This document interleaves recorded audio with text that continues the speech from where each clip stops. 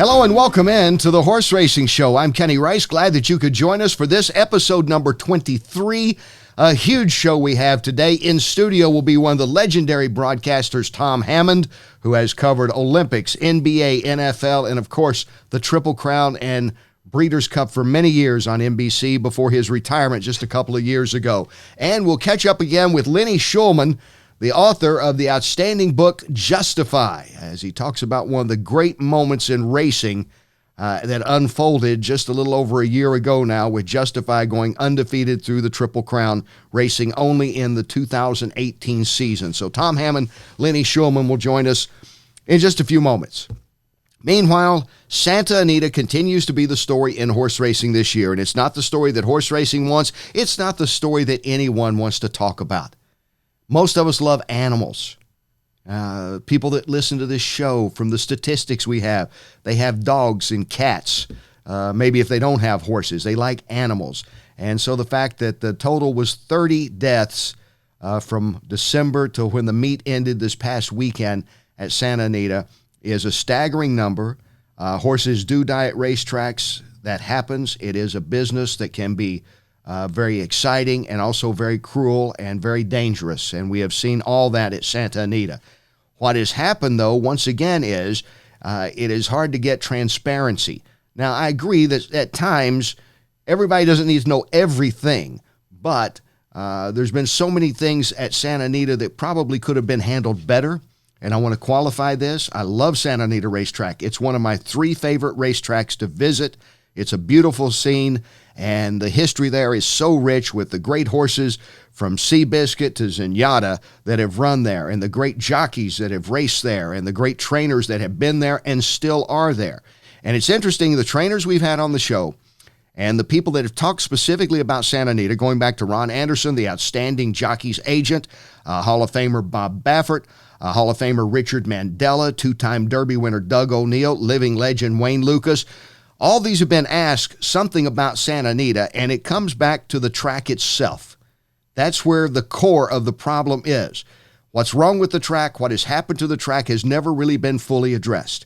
And of course, the speculation continues. We're taping this show prior to the Breeders' Cup having a meeting later this week, at which time they will discuss the Breeders' Cup for this season, because the speculation's out there. Rumors are rampant that now Churchill Downs, not Santa Anita, will be hosting the Breeders' Cup.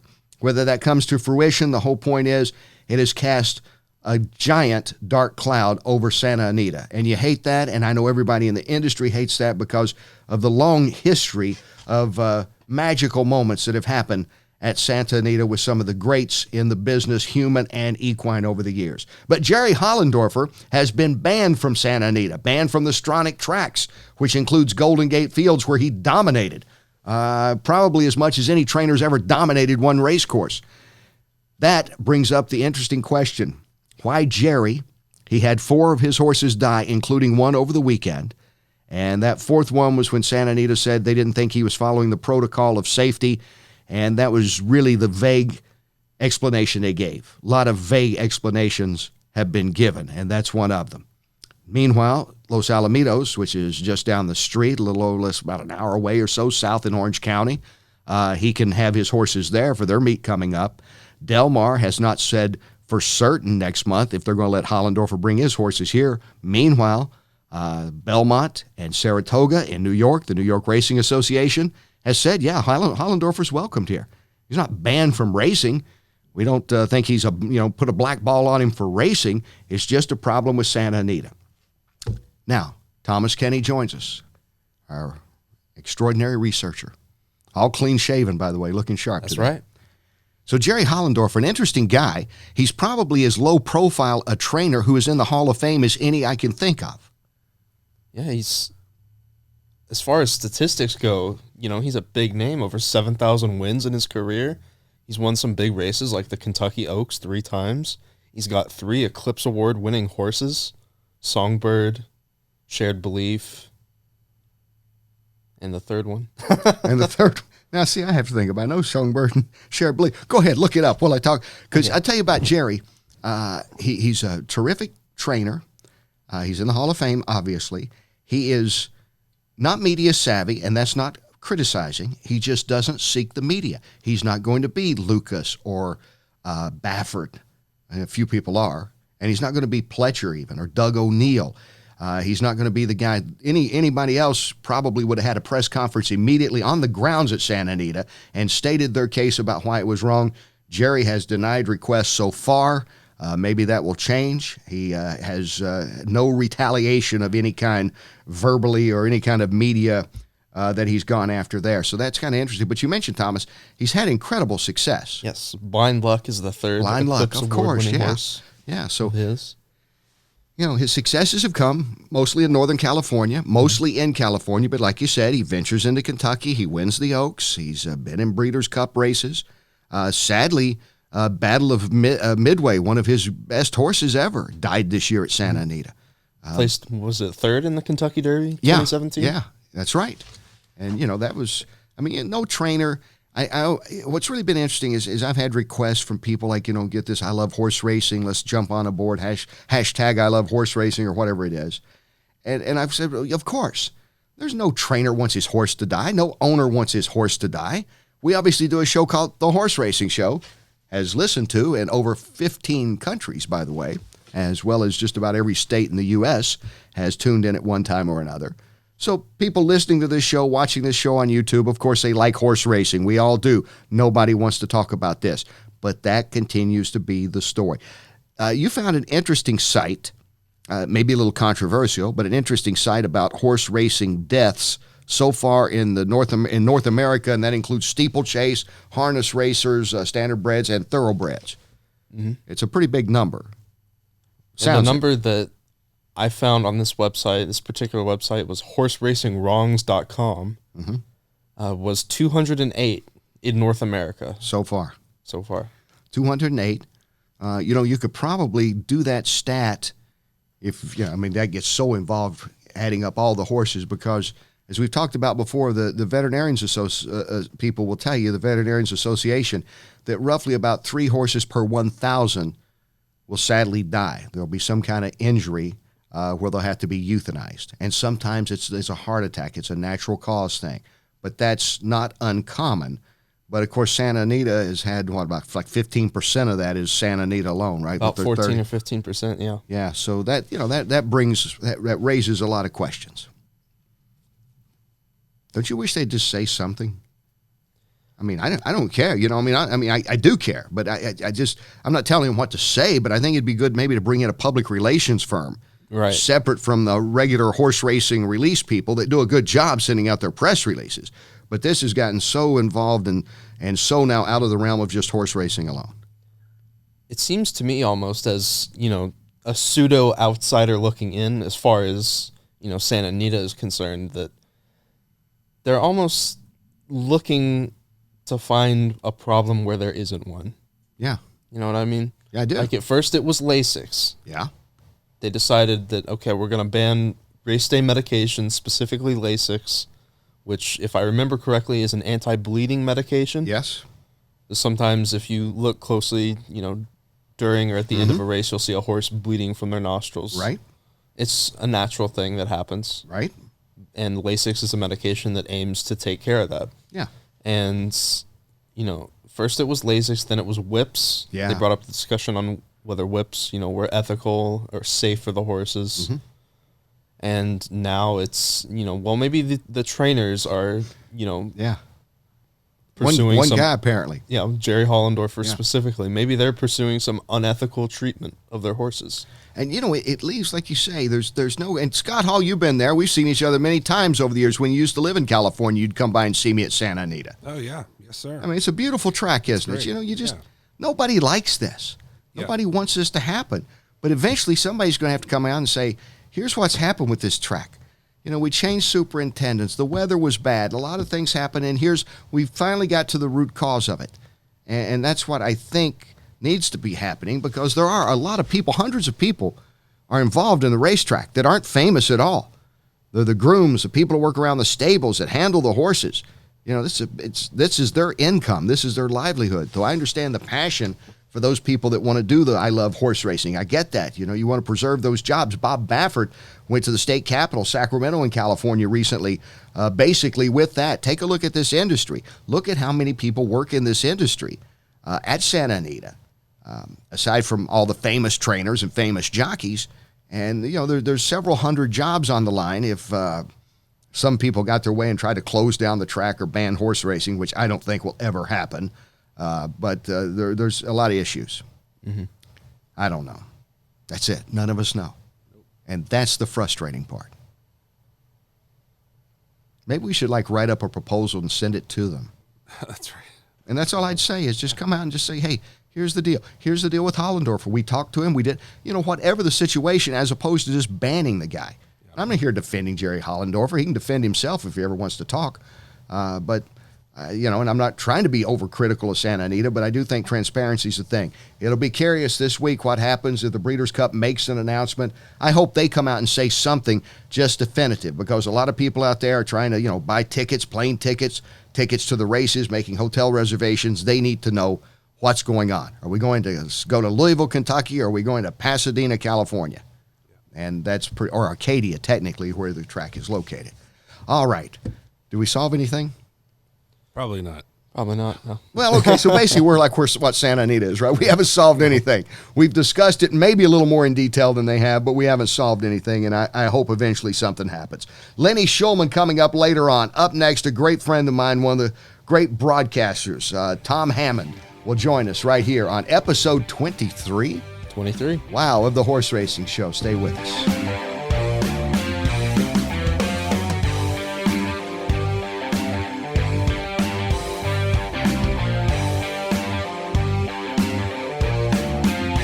Welcome back to the Horse Racing Show. Thank you for tuning in to YouTube, Google Play, and to iTunes. And we appreciate all the feedback from over 15 countries around the world. This man is one of my all-time favorite people. He is a legend in the business. He's called NFL, NBA, the Olympics, including track and field and figure skating, the premier events at the Summer and Winter Games, and as well as horse racing for many years on NBC. And he is a great friend, and he is Tom Hammond, who has graced us by coming to the bunker. Many people do not brave this to come in here face-to-face, Tom. Thank you. I wouldn't call it gracing, Kenny. I did show up, and we'll see how it goes. You might be disappointed, but, we've been great friends for so long, and happy to be with you, and impressed that you've been viewed in so many countries. That's a big deal. So sounds like it's going well. And, by the way, no legend here. It's just that I've been around a long time. That's about all you can say. Well, okay. You're too. The one knock I would have on my great friend Tom is he is too modest. I'll just say that. I'll leave it at that. But horse racing was your entree to the network scene with the 1984 Breeders' Cup, the inaugural Breeders' Cup, and it obviously took off to NFL and NBA and Notre Dame and everything from there. It was. I was hired as one of maybe 12 reporters or something, because NBC had acquired the rights to the first Breeders' Cup, 1984, at Hollywood Park, and they'd never done horse racing before, so they were scared to death. They said, we've got 4 hours to fill, and these races last 2 minutes each, so what are we going to do? So they hired a bunch of reporters, and I had met a lot of the producers and so on when they came to Lexington, and I worked at the NBC affiliate in Lexington, and I also became friends with Dick Enberg, who recommended me to NBC, and they hired me to work on that first Breeders' Cup. I was probably down at the bottom of the ladder because my beat was the backstretch, that I would cover stories from the backstretch that were interesting. And as the week progressed, I was there a whole week getting ready, and I sort of volunteered for things as I'd done all my career so far, and kind of gained their trust.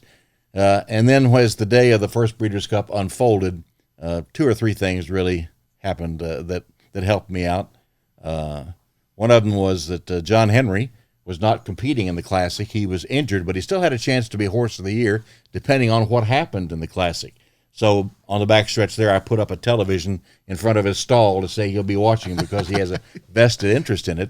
And just before they came to me, someone, I don't know who, delivered a dozen roses to John Henry. And so I said, well, here, hand me those. So I holding the roses as they came to me and gave the story. And John Henry reaches his head out and begins to nibble those roses. I remember. Yeah, so it made a nice picture that they rolled in during the afternoon. Also, if you remember, Wild Again. Oh yeah. Was in the Classic and 35-1 or something like that, and they had to put up. He was not a original nominee. They had to supplement him, and it cost us like $350,000 or something. And I said to the producer John Gonzalez, I'd like to know why in the world they're running a horse that seemingly has no chance, putting up that much money to run. And Pete Axthelm, the late Pete Axthelm, was there, and he said, No, we can't do that story. We'll look like absolute idiots. The horse is vermin. So we went back and forth, and finally John Gonzalez said, all right, let's just do it. And so I went and talked to Bill Allen, who was one of the owners, and on the either side of Wild Again stall. And he told me that not only do we, mind putting up the money, we're going to bet more money on him because you think he's going to win. And between us, Wild Again began nodding his head like, yes. And, of course, as the Breeders' Cup Classic unfolded, that was another thing that happened to me that was fortuitous. I was supposed to be finished with my duties for the day, so I went from the backstretch around to the front to watch the first Breeders' Cup Classic. And if you'll remember, as the race happened, down the stretch, all hell broke loose with a Wild Again and Gate Dancer and Slew of Gold. Slew of Gold, yeah. And so the race is over. Wild Again has crossed the finish line first, but the inquiry sign is up there because there was all kinds of bumping and stuff. So I'm just standing there watching everything, and as the jockeys dismount, they go over to the phone to talk to the stewards and give their version of events. And after Pat Day, the rider of Wild Again, talks on the phone to the stewards, he walks over to me because I know him from Kentucky, and he just walks over to me to be interviewed. Well, I'm not supposed to be working, and I said to John Gonzalez, I've got Pat Day here. So I was able to interview him about the thing, and Wild Again was eventually confirmed as the winner. So as we signed off the air, that first Breeders' Cup, two things happened. John Gaines, whose idea was the Breeders' Cup to start with, came and gave me a big bear hug because he knew he had a winning idea. And the other thing that happened was Michael Weissman, who was the executive producer of NBC Sports, said, until this week, we didn't realize we had a broadcaster on our hands. Mm-hmm. And would you be interested in doing other things for NBC Sports, starting with NFL football? And 34 years later, still hanging around, or 35 years, whatever it is, still hanging around with NBC. And even though I've mostly retired, Kenny, I might come back to do the Tokyo Olympics next year. That has yet to be decided, but it's a possibility. Well, in the Olympics, gosh, the track and field, I think that's probably as tough a thing to call as anything. Look, calling a horse race is tough. You've done that as well. And we know, two of the great guys, and Larry Colmus and Tom Durkin, our great friend. Absolutely. You're great. But, that track, you got that one shot, and you got like 9 seconds, and that's it. Now Usain Bolt, maybe that was a little easier. I don't know, because he just kind of Usain Bolt. But you don't know. But you don't know. Yeah. I'd tell Larry Colmus that I need to get him in there and have him call a track race, a 100-meter dash, because the 100-meter dash, I think, is the toughest thing I do, because it's over in 9 seconds, and there's no margin for error, and there's no way to think about it. You just have to react, and you can't look. They're in numbered lanes, but if you look down to see what lane they're in, the race is over. So, and I tell Larry also that where he gets 10 minutes when the horses are on the track to memorize the colors, if he hasn't already. And track and field, you go right to it. You don't have a chance to see them in advance. They're right into we've come from some other event. Now they're getting into the starting blocks, and you just have to kind of know them. But I think calling the 100-meter dash with Usain Bolt is one of the highlights of my career. He never lost a race that I called at the Olympics. So I was proud of that. He was 9 for 9. 9, yeah. And he was just otherworldly. He's from some other planet, because the guy 6'5" usually is just getting unwound by the time 100 meters is over. Yeah. And he just has an unbelievably lengthy stride, and loves to have fun. Now retired, he owns a bar in Kingston, Jamaica. Even though he went to Europe and to Asia and played some soccer. Always loved soccer, Yeah. and he was playing. He played with a couple teams over there just for fun. But he was his antics and his performances were some of the highlights of my career. No question. With all the sports, Tom, and with the NFL and NBA, Notre Dame football, we're talking about the Olympics here, and then with the Triple Crown, is there one thing that kind of brings them all together? I guess a big moment is a big moment. Usain Bolt going to close out his career, going for another medal, perhaps American Pharaoh going for the Triple Crown, whatever that situation may be. Yeah, there are big moments in all those places, and in an age of specialization, I've been lucky to be able to do all those different sports. Yeah. And when people ask me the highlights of my career, it's tough to pick. There were so many. Yeah. But if you want to take the time to hear some stories, I'll give you my top 3. I want to. I want to. That's why we don't get Tom Hammond every day on this show, so we're taking advantage of this. Well, Michael Johnson at the Atlanta Olympics, becoming the first man to ever win both the 400 meters and the 200 meters in the same Olympics. Right. It was so exciting. And if you remember back to 1996, Kenny, he had golden shoes, and as he ran around he'd won the 400, and as he lines up for the 200, his golden shoes flashing as he ran the bend, as they call it, and the flash bulbs following him. And as he crossed the line, not only becoming the first man to win both those, but setting the world record in the process, I found that in calling the race, I began sitting, and when it was over, I was standing. Didn't even realize it. Yeah. And so that was quite an adventure, and one of the top moments of my career. I was feeling so full of myself, Kenny. Went back to the hotel, and everybody patting you on the back and everything else. So I thought I was pretty hot stuff. So the next night, we're getting ready. It's maybe an hour before we're on the air. We're getting ready, and I look up into the stands, and somebody's waving me up there. And I look again, and it's former President Jimmy Carter. Wow. So I said, wow, this is great. Former president is going to give me a compliment. Yeah.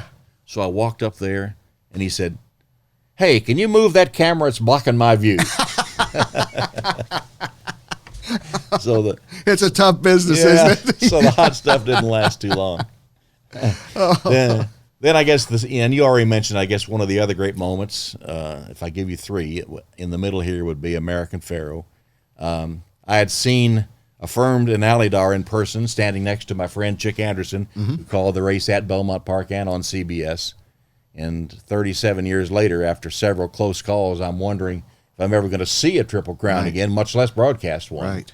And along comes American Pharaoh, and you remember the scene. You were right in the middle of it, and you were with Bob Baffert, so you were at the epicenter of it. Yeah. But as they rounded the turn and came for home, when it became obvious he was going to win, the place went crazy. Now, Kenny, I've been in lots of big stadiums all over the world. Yeah. The Big House, the Neyland Stadium, just all of them that hold over 100,000. And the attendance that day, as you know, capped at 90,000 at Belmont Park. But I've never heard a louder crowd, more raucous crowd. The din was just enormous. It was deafening. And people standing on chairs and tables and holding their cameras, their phones above their head to take the video. And it was just a scene that I'll never forget. And then I thought Victor Espinoza, the winning jockey, did a brilliant thing. And when they came back, instead of going right into the winner's circle, he took the horse all the length of that enormous grandstand at Belmont Park and let everybody have a good look at him. Yeah. And that was quite a moment I'll never forget. And then I think the best moment, and again, I apologize for these long stories. No, I love these. That's why we do a show like this, seriously. The best moment, I think, was at the 2000 Olympics. Kathy Freeman, an Aboriginal Australian, had in Atlanta 4 years earlier finished second in the women's 400 meters. And so now as the Olympics come to her home country, the pressure building on her is just enormous. And just a little history, the very first time that the women's 400 was contested at the Olympics, it was won by an Australian. So there's a little history there too. So for 4 years, the pressure has mounted on her because they're going to run in her home country, and can she win the 400 meters? She would be the first Aboriginal person to ever win an Olympic event. Right. So just to add to the pressure, at the opening ceremony at Olympic Stadium, she has the great honor of being chosen to light the Olympic flame to get the Sydney Olympics underway. And so, wow, can you just imagine? And so time for the race. She is into the blocks, and the race is getting ready to start. And I said that Kathy Freeman has waited 4 years for this moment. Australians have waited 40 years, and her Aboriginal people have waited forever. And as the race began, came into the turn for home, and there's no way she's going to win. It's going to be the huge disappointment of all these fans that came out to see her run and millions watching on television. And somehow, in that last 100 meters, she wills herself to victory. Yeah. Still don't know how she did it. Her form was awful. She was flopping all over the place. I remember that. But somehow she willed herself to victory, much as Affirmed had done against Alidar, actually, in the horse racing genre. But she finally crosses the finish line to win the race with 120,000 in Olympic Stadium going crazy. And 2 steps past the finish line, she just collapses to the track, not only with the effort of winning the race, but with the pressure of the world lifted from her shoulders. Yeah. It was such a moment. That's why I say it's my best moment ever, just because of all the drama involved and what the stakes being so high for Kathy Freeman and for all of Australia. So that I think is my best moment. And I remember that moment well. And I also remember at these Olympic seminars, and I've done a few Olympics, not nearly as much as a dozen or so you've done, but they always play Tom. It's like the Tom Hammond highlight reel of things to say and not to say, and to let a moment play out like you did when Freeman won and like you did when American Pharaoh, that sometimes silence is golden. Just to let that moment play out after you've so beautifully set the scene of what was at stake, and then you see what happens. That's what I love about it. Well, yeah, I think laying out is a big part of being a good sportscaster, and unfortunately, not too many realize that now. I think they feel like they've got to call attention to themselves because there's 200 channels to watch or something. Right. But yeah, they feel like they've got to talk all the time. My philosophy is, if there's a big moment like that, like American Pharaoh becoming the first Triple Crown winner in 37 years, the place going crazy, I can only detract from that feeling. Yeah. I think it's best to let the director get those shots and just cut those shots. That tells the story better than some banal phrase I could come up with. Right. So I think sometimes the best thing you can do is say nothing, and that was one of those moments. Drew Esikoff, the director, is one of the best in the business, maybe the best sports director there is. And his shots were brilliant. I mean, he told the story and the excitement of the crowd with all those pictures. And so, finally when I talked after a long, long time, I don't know how long it was, but a long time, and I just said simply, he did it. Yeah. Because that was what everybody was wanting to watch to see. I mean, and people stopped in airports and every place else to see if finally we could have a Triple Crown winner after 37 years. So it was quite a moment. And thank you for the compliment, because I think being able to lay out is often the best thing you can do. It was wonderful to be there and just take that in and see everybody wanting to touch Baffert. People just wanted to just touch him. I'm there and I'm just laying out a camera range and waiting until it happened. I remember before the race, I thought, hey, this could be a moment here. Bob looks over at me, and I'm probably 6-8 feet away from him behind the camera, and his son Bodie and his wife Jill there. And he goes, Kenny. And so I'm thinking he's going to give me a Joe Namath moment. He's going to guarantee victory or something. I'm going to relay it to you, or maybe they'll come to me. I'll say, Tom, he just guaranteed victory or something. And instead, remember they had Burger King, this big Burger King's behind him. He goes, hey, Kenny, do you ever think you'd see this at the Triple Crown? And this is like 2 minutes before the race. And I thought at that time, he's going to win this thing, because suddenly Bob seemed pretty loose. Yeah, he did. He acknowledged Burger King guy there and had some fun with it. Yeah, they had the king there, the guy who dresses up in that costume. And I think they made a donation to Bob's favorite charity of $250,000 or something for the right to have him there and see that. But I mean, you're right in the middle of that. I mean, like I say, you're at the center of the storm, and I'm sure Bob considers you his good luck charm now. Well, so far so good. I got a couple of those Triple Crowns now, and I love the stories. Like when we would walk at Belmont in the mornings. When you and I, Mike Battaglia, Donna Wood sometimes with us, we'd see Shug McGahee or some other Kentuckians, and just the stories you'd tell about when you were living up there and working. I think people in the business know. I'm not sure how many people in the horse business know. I'm not sure how many people know that you actually have worked as a groom and you've walked hots. You've actually worked in horse racing as well as brilliantly covered it. My summer vacations in college were at Belmont and Saratoga, working for Hall of Fame trainer Cheryl Ward. John Ward's uncle. Yeah. And being just down there in the middle of it as a hot walker, then graduated to groom. So that was quite an experience, but it is a background. And I did live at Belmont Park.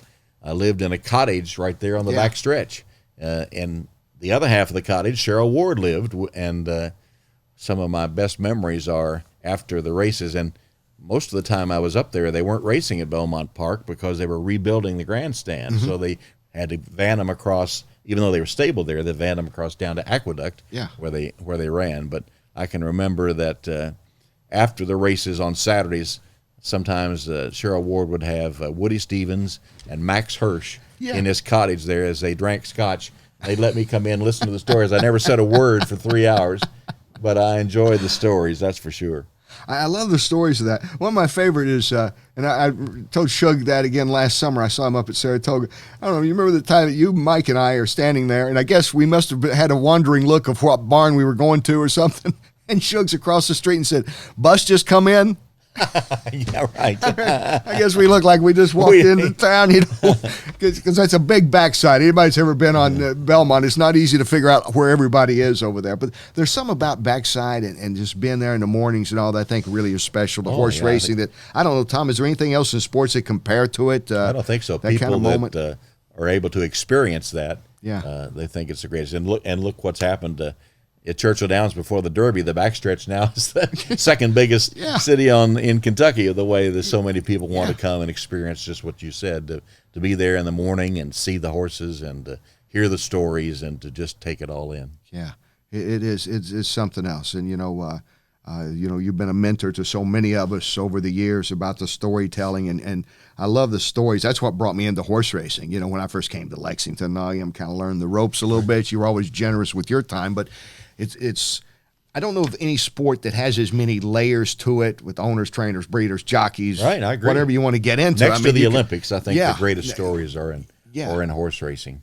And so actually that, I learned, one of my mentors was Dick Enberg. Oh, yeah. And I learned storytelling from him. When I grew up, Kenny, with the Claude Sullivans and the Kaywood Ledfords, a play-by-play man, right, just basically gave the nuts and bolts of the action. And I guess that's the way I started too. That's what I'd heard of my whole life. When Dick Ebersol took over at NBC Sports, he insisted that his play-by-play men and women become storytellers. Yeah. And so that's how, I learned to be a storyteller, and it came pretty naturally to me. And so I've always, I'm killing you today with all these stories, but that's what I think. Hey, I'm a little patting on the back here, but I think that's what racing needs is a few more things like that. Tell some stories, learn the individuals, root for the individuals some, and get to know their stories a little bit. Because sadly, no matter how great Justify is with the breeding so rich out there, they're not going to be around more than a year. And it's nice to be able to root for or against a Baffert or a Pletcher, just like you'd root for or against a coach or a team, in my opinion. And I love the history of horse racing. Yeah. It's such a rich history, and nowadays there's no time to tell any of the history. It's too bang, bang, bang, and I felt like maybe I just became a traffic cop most of the time. But there's so much to tell. I can remember sometimes if there was a delay for whatever reason, to be able to reach back and tell some of those stories was good, because the history of thoroughbred racing in America is tremendous. From watching the Triple Crown this year, did you ever think you were going to see a Derby where the winner was taken down on the track? This has been a crazy year. It has been. I guess it was inevitable because times have changed. Right. And there's no question that sometimes they look the other way in the Derby. Oh, yeah. Because it was the Derby. But in this day and age with horse racing under the microscope that it is now, I think you just could not afford to look the other way. And the incident could have been catastrophe. Yeah.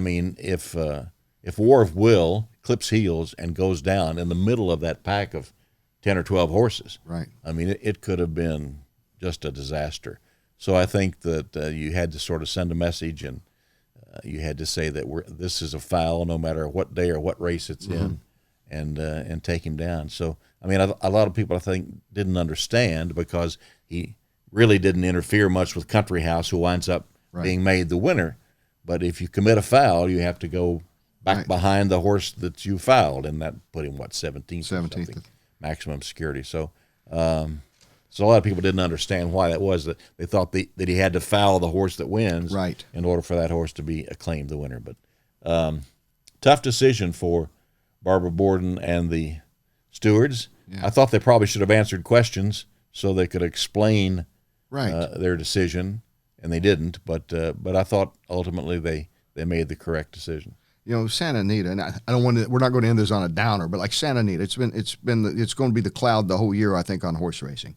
I talked about earlier at the start of the show is maybe just a little more transparent, just a little more of an explanation, not a battering of things, not a why didn't you do this, or don't you regret this, but just a little more of an explanation about some of the things that have gone on without convoluting things with race day medication and whips and things that may take away from the real problem of the track. And here's an interesting thing, Kenny. As you know, the Breeders' Cup is scheduled to go to Santa Anita. Yeah. Do they keep it at Santa Anita? I know that's. Or do they try to move it to Churchill Downs or someplace else? It's really a serious deal. In California, it's a possibility the racing could be banned. I mean, it's not likely, but it's possible. And it's also possible that the question could go on the ballot for the voters of California to decide whether there should be any racing or not. Yeah. So I think the protocols that they put into place to try to, as we know, racing has always had the same problem. No central authority, different medication rules in every state. I've fallen into the camp now where say, let's just do like the rest of the world and let's go with, hay, oats, and water. No race day medication. Yeah. Interesting, too, about the whip that John Velasquez at Royal Ascot suspended because of his use of the whip. And we're used to it here. Right. And the jockeys say you need it to make sure that they run straight.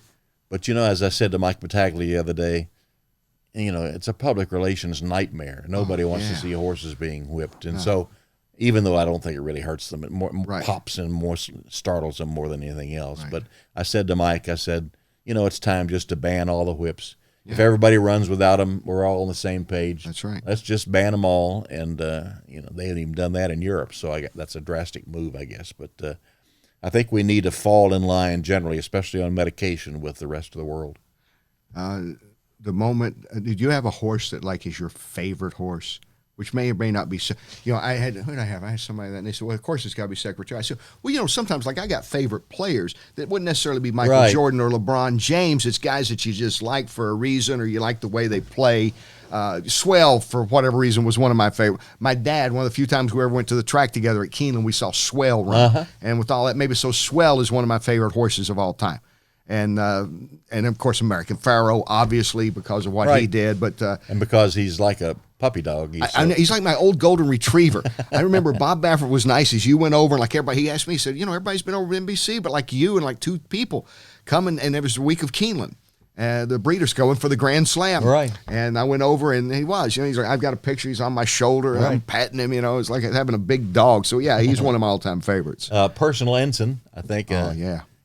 Her race in the Breeders' Cup Distaff at Churchill Downs, 1988, was either affirmed in Alydar in the Belmont Stakes or Personal Ensign in that Distaff in 1988 are what I think are my most exciting races. If you remember, Personal Ensign was undefeated, trying to be the last major undefeated horse since the 1800s or something, and this was her last race. But also in the race was Winning Colors, who in the spring had won the Kentucky Derby there at Churchill Downs.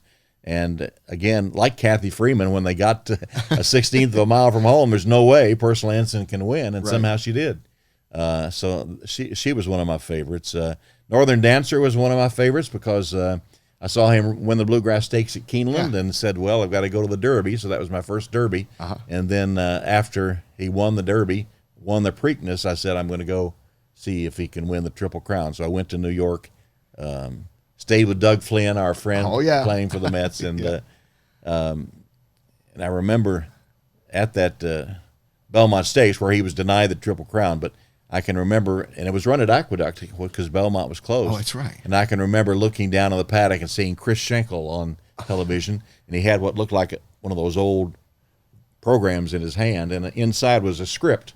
So I was fascinated by that, never dreaming that one day I would be broadcasting the Triple Crown myself.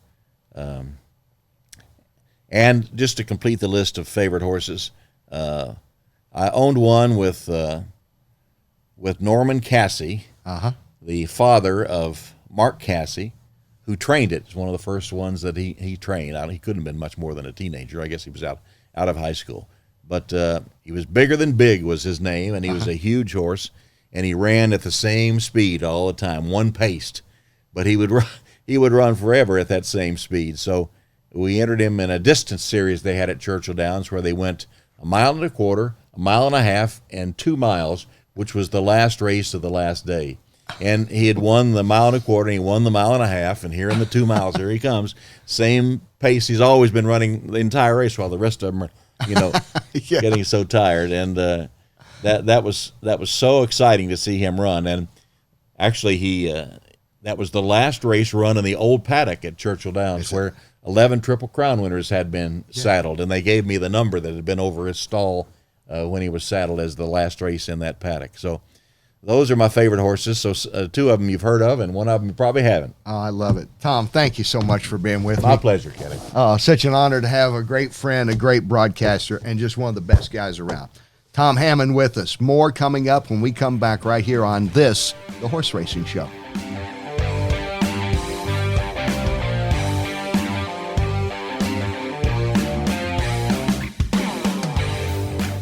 Welcome back to the Horse Racing Show, episode 23. It was not that long ago, about episode 4 or 5 or something, that he found his way to the bunker, and he's back, and we're delighted to have my great friend and terrific writer, Lenny Shulman from the BloodHorse, and the author of one of the best books I've ever read on horse racing called Justify.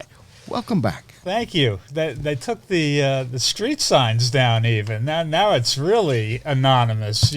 Well, camouflage next time you come. Thank God I've got a self-storage unit down the street, so I knew where I was coming. That's where I keep all the spare books. And they're flying off the shelf. They're flying out. I got to tell you. They're flying out of the storage shed. I got a cottage industry going. And here it is. I think this sums it all up. Expertly told by Lenny Schulman, a terrific writer who was there every step of the way. So says one Bob Baffert, Hall of Fame trainer of Justify. Now, has Bob been on the show? Bob has been on the show. Yes, he must have been. Yeah, Bob was on. He gave a great interview. Not that I'm putting any pressure on you. No, he gives good talk. But you were there. You were there from the start. You were actually there, kind of accidentally bumped into Justify. Thanks to Bob. Yeah, I mean, we had done a big interview together, and I'm packing my crap up to get out of his hair finally. Go, hey, you want to go see the Derby winner? This is 2 months before the Derby. Yeah. So, yeah, Bob, I'll walk with you to see the Derby winner. Sure.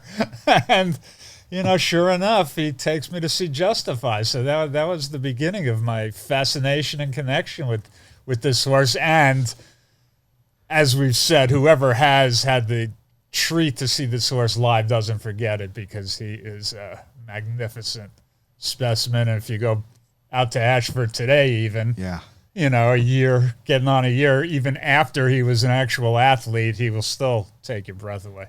He's the only horse I can remember that gained weight and gained muscle throughout the Triple Crown. He was bigger in the Preakness, bigger in the Belmont. I remember Jimmy Barnes said, I never have to worry about his feed bucket. Jimmy Barnes is a longtime great assistant to Bob Baffert. He said, never have to worry about his feed bucket. Yeah, after the Preakness, Umberto Gomez, I believe, the exercise rider, was in charge of bringing the dinner around.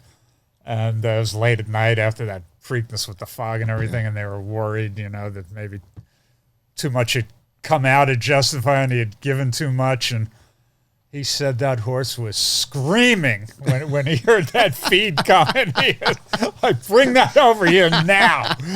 It's an amazing specimen. Yeah, I think when they weighed him after the Triple Crown, they got him back to Santa Anita. Yeah. I think he had lost 3 pounds Yeah. over the entire Yeah.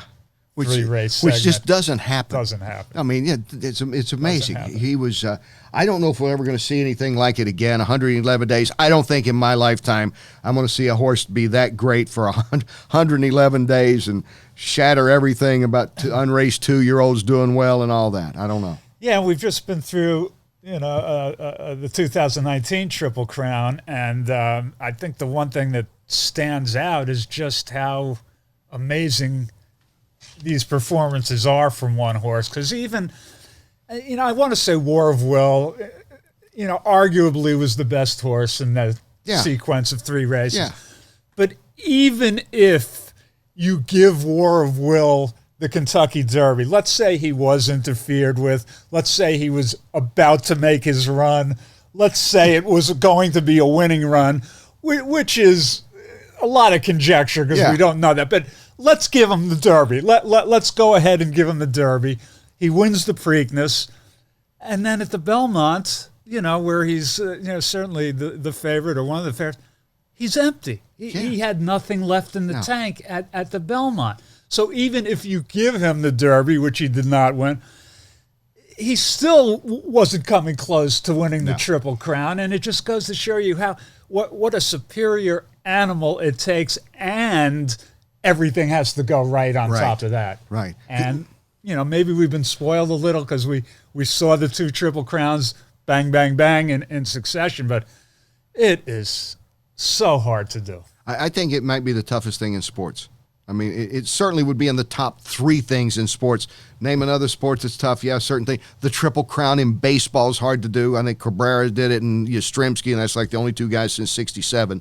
But, okay, so that's a tough thing to do. Home runs, RBI, batting average. Yeah. But, with the Triple Crown, like you say, because there's even horses that took off from the Derby to the Belmont that didn't fire. Yeah. They had that month break almost. Yeah. And, it's just so tough to come around and they've never done it, and they'll never do it again. Yeah. That's what I love about the Triple Crown. And, think if American Pharaoh hadn't won that in 15, he'd say before just fine. I'm not even sure if they would have I think they might have started redrawing up, like redistricting among politicians. They might have said, okay, we're going to finally give that extra week here, an extra week there. I think it was getting close to that. It really was being discussed a lot. I'm not sure it was seriously being discussed, but certainly it was being thrown around as a topic of conversation that, gee, this thing is too tough. Let's spread it out. Let's shorten the race here and there. And as you well know, the California Chrome guy who said it would never happen again in his lifetime. So, we checked the obit the next day, and Steve Coburn was still alive. Yeah, and whether that's a good thing or not is debatable. But or whether he really is still alive or not. So he's existing. But then to have it happen twice in 3 years, I mean, you have to tip your hat to Bob Baffert to pull that off. And it really is a difficult thing. And on average, we've been keeping track of this for almost exactly a century, the Triple Crown, and 13 winners, carry the 2. I mean, that's 1 every 8-something years. Yeah. And, think about if we only had a World Series winner once every 8 years or a Stanley Cup winner once. It's a big deal when it would happen. Exactly. It's a huge deal, and it still will be. And who knows when the next one comes around, It's I'm with you. And this, by the way, we're talking to Lenny Shulman. For those watching on YouTube, here's the book, Justify. On sale now. Amazon, bookstores. Where else? The back of my Kia van. Call you personally. Yes. We'll be putting Lenny's number up. You can call him. You see my license plate. If you see it rolling down the road, just honk and we'll do some business out of the back. What? Is that a yard sale? No, it's a book signing by Lenny. He's sale. right beside the road. I'll have a cake with me. We'll do a little cake sale with it. Anything to up my share of the profit. Oh, I saw you at Keeneland. You gave a great speech at Keeneland and telling them a little bit about the book and how it came about and everything. And the copies were flying off the shelf. I think you sold out that night. It was a great event. Yeah. It was just a week ago. And thank you and your dad so much for we're being big fans. part of We it. wouldn't have missed that. But it was very gratifying. I guess it was the best turnout they've had for their author series at the Keeneland Library. And I didn't even get to taste the shrimp appetizers afterwards because the line was too long for the signing. So, I went a little hungry, but it was worth it. And people were just very kind. I'm not like you. I'm not a natural in front of the camera or in front of people. But so it's good to kind of test yourself and get out there once in a while. But it really went beyond my wildest dreams. It was great. Sadly, the craft services that were here earlier, the guys, Scott, Ben, and Thomas were hungry. I don't know. I think there might be one shrimp left. I think they're all gone, Kenny. They're all gone? Yep.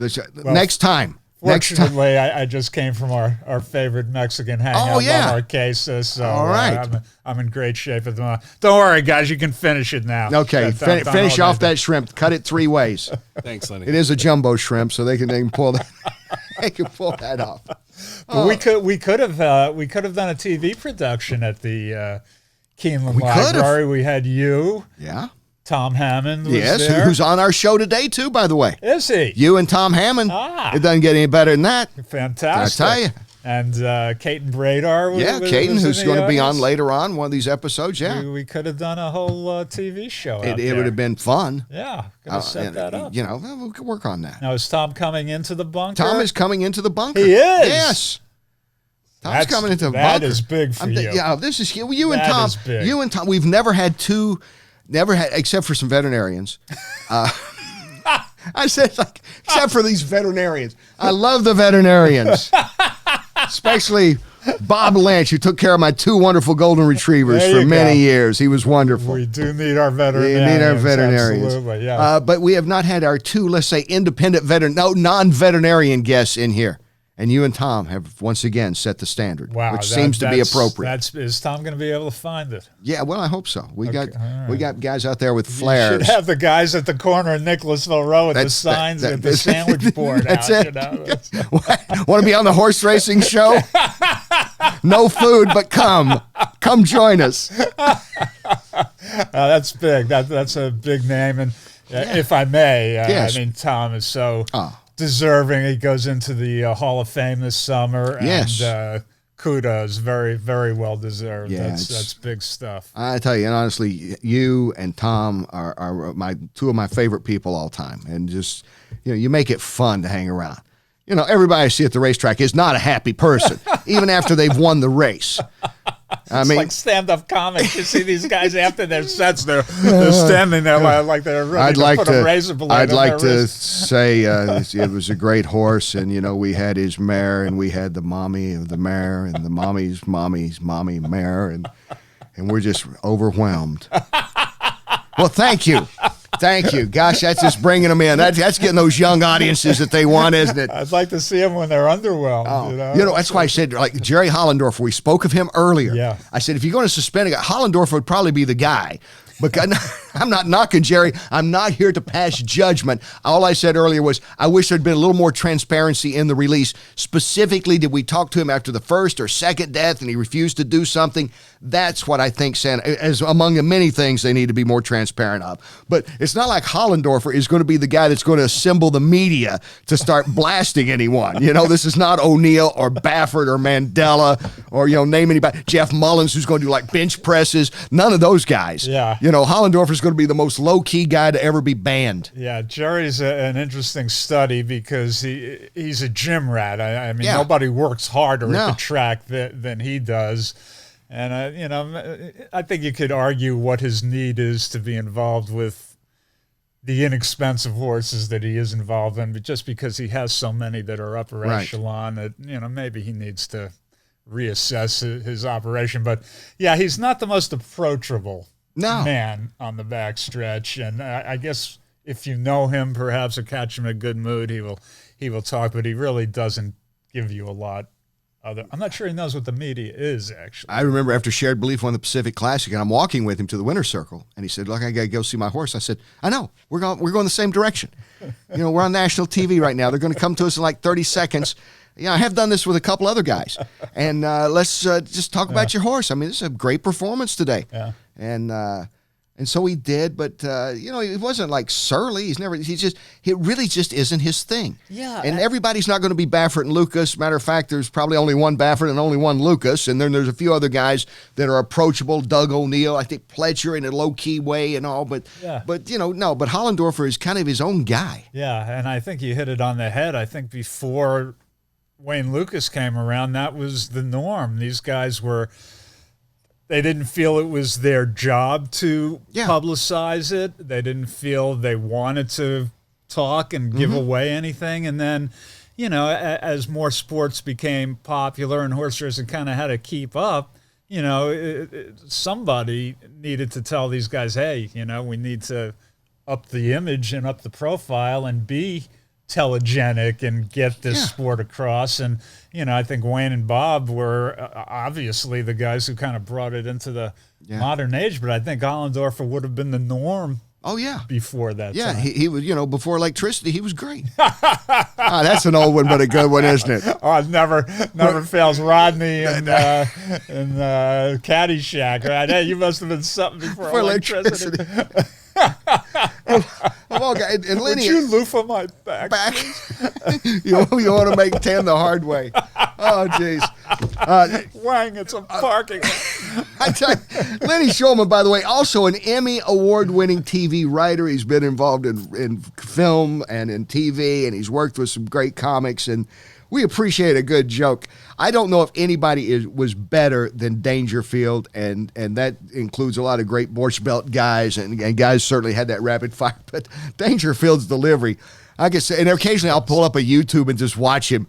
If you're feeling down, just pull up Rodney Dangerfield for like 10 minutes. It's a rabbit hole. You can't do it for 10 minutes, No, unfortunately. you can't. That's a rabbit hole that you're not coming out of for 30 or 45 minutes once you go down, but it's worth every minute, those old Johnny Carson appearances or whatever. And I don't know if he's doing something or whether he's just natural, but it is just bang, bang, bang, bang, bang, bang, bang, bang, bang, bang, bang. The sweat's coming off. Yeah. Again, not a polished performer, but who cares? The guy was unbelievable. I thought that was just genius. Yeah. I think it was just genius what he did. Do you have a favorite comic or a guy, with obviously Dangerfield we both like? Yeah, I mean, I think Dangerfield and probably the guy who he took his delivery from a little bit, which was Henny Youngman. Anybody growing up in New York and Jewish or combination of those two things, has a big tradition of what they call the Catskill comedians, and Henny Youngman was it. I mean, some of those jokes are just perfect jokes. It's rapid fire. It's the guy goes to the psychiatrist examines him because you're crazy. Guy says, I want a second opinion. You're ugly too. It's a perfect joke. It's just a perfect joke. You can't improve on it. So I think to me it's Henny Youngman and Rodney probably, and then of course I was privileged enough to work with Andrew Dice Clay when he was at his popular peak, and it's a fun ride to be along for that. Take my wife, please. Yeah, it's. Wait, there's a fly in my soup. What's he doing? The backstroke. I mean, it's just. And then Rod, and you can see the progression. Yeah, so you just Rodney can't is go. like, yeah, my wife's such a bad cook. The flies took up a collection to fix the screen door. I mean, it's just, in our house we pray after we eat. I grew up in the neighborhood so tough, they inserted the bullets. Yeah. In the high school yearbook, there were two pictures, front and profile. It was a tough school. It was a tough school. Teacher said, Johnny, what comes after a sentence? You're making a peel. That should be your next book. He's also a novelist, as well as he's written a great book about jockeys. This book, Justify. I'm talking with Lenny Schulman. That could be your next thing. What's that? Comic. Write about some great comics. I mean, just because you got great comic timing and you know it. And by the way, I saw A Star Is Born. Yeah. Okay. I didn't recognize Dice Clay till probably 40 minutes into it, maybe his third scene. I went, that guy looks familiar. Wait a minute. Yeah. Hey, that's Dice Clay. Yeah. Well, the thing that he never got credit for, I knew. He's a good actor. You love him, you hate him, whatever. He's a good actor. But he's a good actor, and the character he created in his comedy routine is being an actor. And I think people kind of felt like that was who he was, and it's not. But that's anybody. Yeah. Rodney's the same way. I mean, Rodney off stage was not, yanking this and doing his shtick. Those guys get up there and have an act. It's honed. It's perfect. It's you just got to give them all the credit in the world, because that takes a lot of work. And now I get worn out. And look, I'm not getting political on this thing. I don't care which side you're on the politics world. But like all the late night shows are so political now, and not in the Johnny Carson way where everybody was fair game. I mean, I know the jokes now. And, once you know what the joke's going to be, it's going to be a variation. But you're going into every night, and, there's not social commentary and things. It's just like, I don't know. I don't appreciate that in terms of enjoying it. I get that's their spiel. I get that that's what's getting them ratings. But it does seem that we've lost a little bit of creativity and really, and social satire is kind of gone, probably with political correctness. Well, I think we've lost a little bit of the escapism. Yeah. It's a little too real. And let's face it, the hardest thing in the world these days is to be a fiction writer, because you can't create something that's any more whacked out than reality is. So really. I don't know, as a fiction writer, how far out you have to go to create, a fictional world at this point. I think now we've learned, David Mamet, I think, did, right? Wag the Dog turned out to be a true story, apparently. Did you remember Wag the Dog? Right. That was Mamet, wasn't it, Scott? I think so. Okay, you're my. We're gonna look. Scott worked in L.A. I asked him that for like 15 years, so he worked in the film industry. Yeah. I remember going to see Mamet plays around Los Angeles when I worked there. It was fantastic. Glenn Glary. Yeah, one of my favorite interviews that I did long ago. I wish I had the tape of it. It was for a Breeders' Cup newsfeed where I interviewed Don Amici on the apron of Santa Anita. He passed not several months after that, but he'd done a movie that one of my favorite Mamet movies, Things Change, with Joe Mantegna, where he's protecting him. He's identical to a mob hit guy, to the mob kingpin actually, and they're taking him. He's going to be a witness, and he's a shoe guy. He just wants to make shoes, and they take him to Tahoe, I believe. It's a terrific movie. Things Change. Somebody's just tuning in, going, Lenny and Kenny, they don't talk about horses. Why they call it a horse racing show? Let me bring it back then. Thank you, please. Don Amici owned horses. Don Amici's grandson is a thoroughbred owner. He's a thoroughbred owner, Who just called me a couple of weeks ago. I had done a story on him years ago. He had some okay horses, some decent horses. And he called and said, hey, we got another horse who, his name is Bethlehem Road. He just ran the Ohio Derby the other day. Ran fourth, I think. Had won a stake at Parks, I believe, recently. But this is a horse as a baby. They brought him in from the field one day, and he's like staggering, and he's leaning over, and they couldn't find what he had a tumor in his inner ear that took months to I don't know. Too bad the vets aren't here. But it took a long time. They're on to call. diagnose. Hold on, we'll get them in here before you leave. And they finally got him right, although he's still got a floppy ear, and they couldn't sell him as a yearling, so they had to keep him.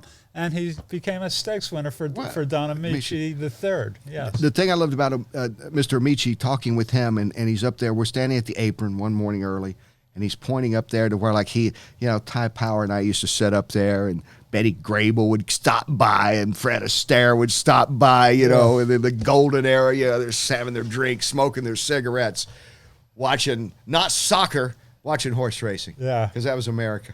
It's too bad we don't have those A-listers. I think that would go so far in bringing some popularity back to horse racing, is, getting some really popular, actors and singers involved. And you kind of thought after Seabiscuit maybe, but as it turned out, maybe not. They didn't. You kind of thought that Toby Maguire was going to show up, and everybody's going to show up and present trophies, and actually it was Stuart Janney's cousin, Allison Janney, who later became a Academy Award winner herself, that was there. She has shown up quite a bit. She's a very tall lady. Very tall, very nice, very, very striking. I didn't realize she was related. I believe she's Stuart Janney's cousin. Oh, don't quote me on that, on the bloodline. Now I got to look it up. But yeah, they're a relationship there somewhere. But yeah, that would be great if we could kind of meld the popular culture into there a little bit more. It would. I think that's good because racing. Look, there's always that thing about racing that the Runyon-esque characters all the way up through Hollywood. Look at all the Hollywood movies that had some kind of racing theme. If they weren't even a racing movie, they had. And I remember NYPD Blue, and you've worked with David Milch. Yes. I think in the very first one, they go to an OTB, and Milch had Gilded Time is in the video. It's on the monitor. His Gilded Time, a horse that he owned that was a 2-year-old champ, is walking in the post parade or something, right? Yeah, and one of the characters he created, if I was Rick Schroeder's character in NYPD Blue, was named Danny Sorensen, which of course is the name of a jockey out in California. So I think David's thrown a lot of things like that into his work. Yeah, I remember it in the movie Let It Ride, my favorite horse racing movie, as you know, I've talked about Let It Ride. Trevor Denman in the movie is doing the public address, and he pages Mel Studi. You remember that Mel Studi, pick up the phone, or something like that. So I asked him when I said, so Mel Studi, because they bring him in. I think people know that. They bring him in. He's not like on the set every day with Dreyfuss and David Johansen and everybody. They bring him in. They set him down to give him a script. Here, say this, say this, say this. So he says, he said, I don't know. Said, who you want? Howard Koch was the producer. And he goes, who do you, I don't know. He said, just do a bunch of pages, some horse people. He goes, just Mel Studi, just say Mel. He goes, and people should know Mel Studi is like a great, legendary California trainer. He and his brother both out there, the Studis, Warren and Mel. And I guess Koch told Trevor, just say, he said, well, you think Mel would object? He said, I've been giving him money for years to train my horses. Say his name. It's okay. So that's how Mel Studi got paged in Let It Ride. And of course, Howard Koch is the grandfather of Billy, who runs Little Red Feather Stable. Who would be great on the show. We're going to try to get him on, who actually probably as joyous a celebration as I've seen in a winner's circle is when they won a Breeders' Cup race. Singletary. With Singletary. Yes. That was just the people that watched Singletary when he played for the Bears and made tackles didn't cheer as loudly as these guys did. And I had that, so happens I was covering the mile that day as a Lone Star. And so I was hanging with those guys a little bit, and you're right, just the pure joy. That should be the advertisement for bringing new people into the game, because those guys had the time of their lives and a ton of success since, but I guarantee you none of them have forgotten Singletary that day. They won't. And the party that happened. And Don Chatlos is actually still around. That's right. I forgot about Don. Yeah. He might have Hollendorfer's string in New York, as a matter of fact. It looks that way. Right? Yeah, so it looks that way. He disappeared. He was the trainer of Singletary, and he went away for a long time, and now he's back a little bit. Yeah. I wish we could just go on and on. Oh, we can. Okay, I guess we can. This will be the after show. Remember that, like where you get the best? Yeah, the film. Where you get the best? Yeah. I always want to, I love to go to a movie, and then I leave the movie, and then the movie's like re-released like 6 months later with the real good scenes, the scenes that we didn't put in the first time you paid $15 for it. Or the DVDs coming out with the real good stuff now. The director's cut. The director's cut. The afterbirth. Yeah.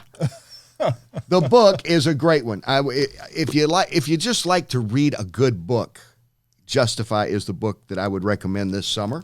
And certainly if you're into horse racing or into sports, I love the many layers and how you just keep bringing it together and showing from the farm to the sales ring and all that. There's so much. It's like a history lesson in horse racing. I really mean that. And congratulations. Thank you so much, Kenny. And thank you for all you've done to help it along. That's why we're here in the bunker, Lenny. We're going to save horse racing in spite of itself. Bunker is not just for Archie. Hey, those were the days. More of the Horse Racing Show coming up.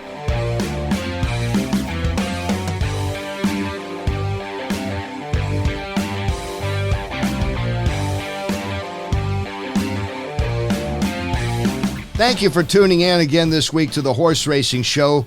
Either on YouTube or Google Play, iTunes. Look at that. Like everywhere. We're like social media mavens. We're like the Kardashians with a saddle. Huh? Anyway, thanks to our guests, Tom Hammond and Lenny Schulman, two really good friends of mine as well. And I always like to get their take because they're two guys that just will give you a take on anything. They have that much experience and they've been around not just the horse racing game, but sports. And both of them have won Emmy Awards, as we talked about. And I will say this again. now that he's gone, so it wouldn't look like I'm just trying to, make him feel good. But this is really a special book, Justify. I think it's one of the better books written about horse racing, and has nothing to do with my friend, or it has nothing to do with the fact that I have a blurb on the back of the cover telling everyone how good the book is, because it gets into detail. You've learned this. There's a lot of things going on in the horse racing world other than the guy that gets to the track and wins the race. Oh, yeah. And that's kind of fascinating when you start peeling the layers back. It's really got a lot of depth to it that, isn't there on the surface. Yeah. And I have to, like you said, peel back the different layers. Yeah, and Lenny does that throughout, how he got to the sales ring, how he almost was he going to be sold, and goes on there. And Ben Chaffins, during a break here, had a great insight about Santa Anita. Ben, would you like to share? You might be their new public relations guy after this? Well, I just kind of thought that Santa Anita missed their opportunity to be the heroes of their own story, and instead of becoming the villains, looking for everywhere else. They should have just come out at the beginning telling everyone what the issue was, and for the good of the sport, for the good of their athletes, had stopped for a little while until the problem was solved. That would have made sense, which is why I guess it didn't happen. Yeah, maybe too much sense. Scott Hall, you lived in L.A. for many years. There's no public relations firms in Los Angeles. Oh, so, they're so tough to find. with they're only on every corner. Yeah, with the film industry out there, and you got a lawyer. You not when you go to Beverly Hills, like you trip over lawyers who are tripping over themselves. They literally could have had a team there in 5 minutes. Yeah. And sometimes that's just what you have to do. Anyway, we'll talk more next week about the Breeders' Cup, what is going on as we find out more about it with this meeting that is scheduled to come up later this week. Again, thank you for tuning in to episode 23, which means episode 24 is just around the corner, and we'll talk again next week. I'm Kenny Rice. Thank you for watching The Horse Racing Show. So long, everyone.